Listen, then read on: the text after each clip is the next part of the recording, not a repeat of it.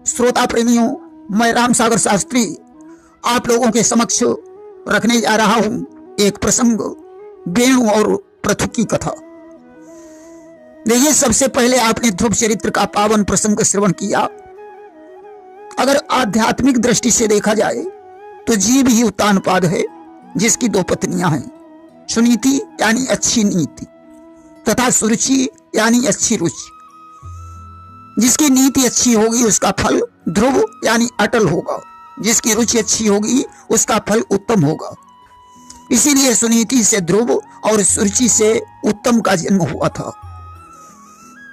ध्रुव वंश में अंग नाम के राजा हुए, जिनकी पत्नी का नाम सुनीता था। सुनीतांगस्या पत्नी सुषुवेन मूलबणम यद्दौशील्यात्स राजर्षिर निर्विणो निर्गात पुरात। सुनीता ने क्रूर कर्म करने वाले वेणु को जन्म दिया, जिसकी दुष्टता से परेशान होकर राजर्षि अंग नगर को छोड़कर चले गए थे। देखिए, राजा अंग निसंतान थे, अस्तु एक दिन उन्होंने ऋषियों और ब्राह्मणों से निवेदन किया कि आप लोग कोई ऐसा उपाय करें जिससे मेरे यहां पुत्र का जन्म हो। ऋषियों ने यज्ञ का विधान किया। अग्निदेव खीर लेकर प्रकट हो गए। उन्होंने कहा, राजन, यह खीर ले जाकर अपनी रानी को खिला दो, इससे तुम्हारे यहां पुत्र का जन्म होगा। अस्तु राजा ने वैसा ही किया। कालांतर में सुनीता ने एक काले कुरूप बच्चे को जन्म दिया। सवाल एव पुरुषो माता महमनुव्रता अधर्मा सोद भवम मृत्युम तेना भवद्धार्मिका। वह बालक बाल्यावस्था में ही अपने नाना मृत्यु का अनुगामी था। सुनीता मृत्यु की पुत्री थी, इसलिए बालक भी अधार्मिक पैदा हुआ। उस बच्चे का नाम वेणु रखा गया। अब तो वेणु वन में जाकर हिरणों की हत्या करने लगा। खेल में बराबरी के बच्चों को पशुओं की भांति मारने लगा। राजा अंग उसके कुकृत्यों से परेशान हो गए। उन्होंने ब्राह्मणों के पास जाकर निवेदन किया कि बोले, भगवान इस ध्रुव कुल में प्रगटायो वंश कुठार नहीं, हे देव हमारे पुरखों में फैलायो अत्याचार नहीं। राजा ने कहा, ब्राह्मणों, मेरे वंश में इससे पहले कोई अत्याचारी नहीं पैदा हुआ। इस निर्मल वंश में यह कुल कुठार कैसे उत्पन्न हो गया? ऋषियों ने कहा, राजन, सुनीता ने खीर खाते समय मृत्यु और अधर्म का ध्यान किया था, इसलिए यह कुपुत्र पैदा हो गया। यह सब भगवान की लीला से हुआ है। अस्तु राजा घर लौट आए।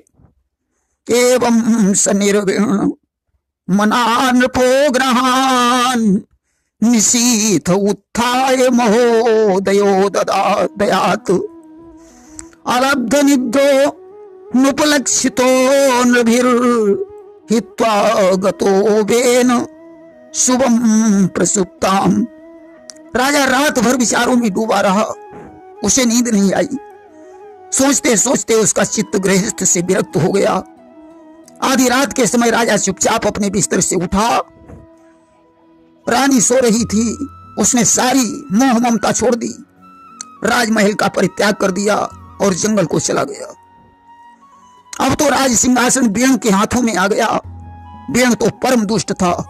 उसने नगर में ढिंढोरा पिटवा दिया कि मेरे शासन में कोई ब्राह्मण यज्ञ नहीं करेगा, भगवान का नाम नहीं लेगा, मंदिरों में किसी देवता की पूजा नहीं होगी, अगर पूजा होगी तो सिर्फ मेरी होगी।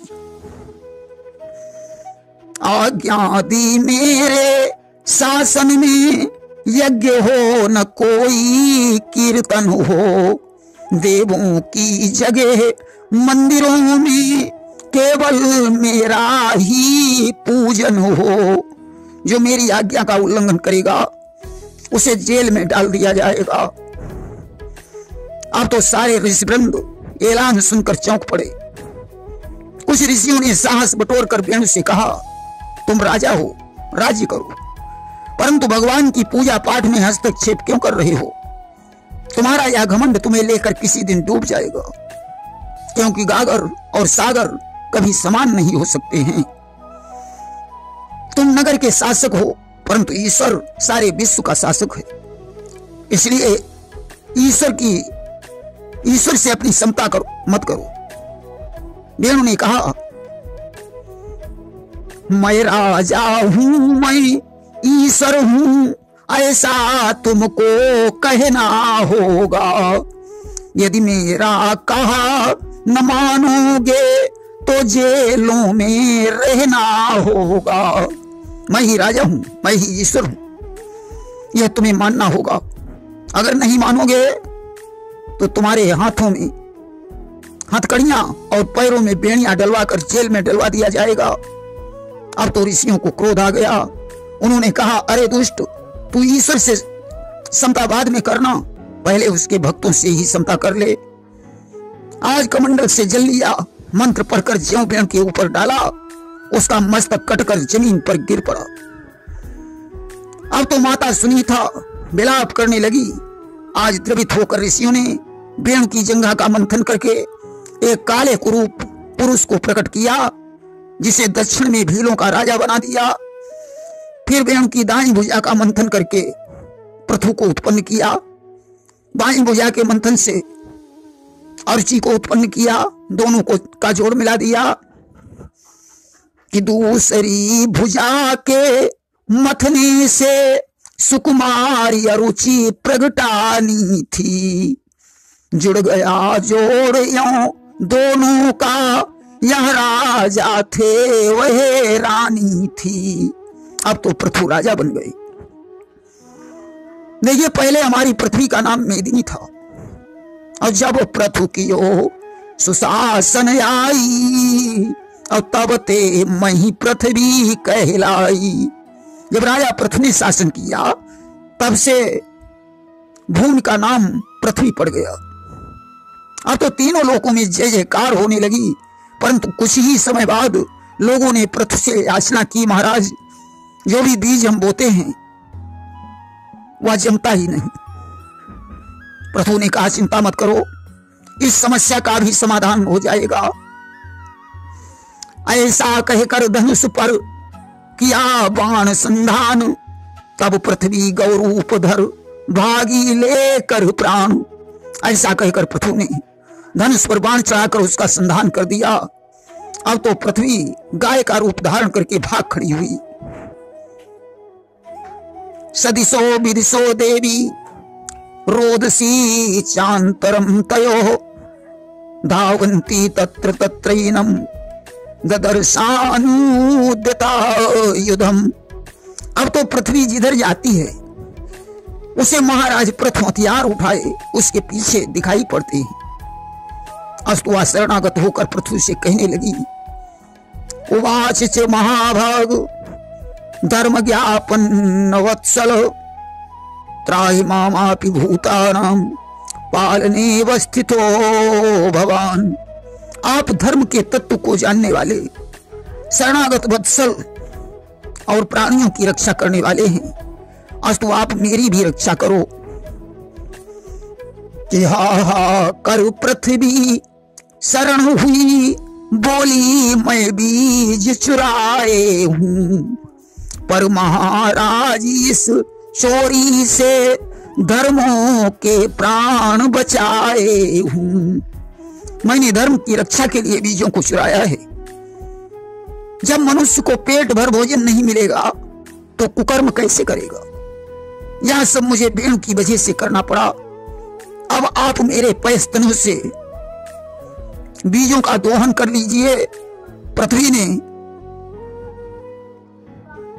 पृथ्वी से अन्न का दोहन करके पृथु ने प्रजा को सुखी बनाया। अब उन्होंने 100 अश्वमेध यज्ञ करने का निश्चय किया। धीरे धीरे 99 यज्ञ पूर्ण हो गए। 100वें यज्ञ की तैयारी थी। इंद्र ने भयभीत होकर पृथु के घोड़े को सन्यासी बनकर चुरा लिया। पृथु ने बड़े पुत्र विजिताश्व को इंद्र से लड़ने के लिए भेजा। कि पृथु ने विजिताश्व वीरवर को सुरपति से लड़ने पहुंचाया।